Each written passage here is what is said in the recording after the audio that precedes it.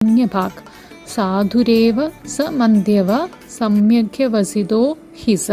അതായത് ഏറ്റവും ദുരാചാരനായവൻ തന്നെ എന്നെ ഏകാഗ്രചിത്തനായി ഭജിക്കുന്നുവെങ്കിൽ അവനെ ശിഷ്ടനായി കരുതാം, അവൻ ദൃഢവ്രതനാണ്.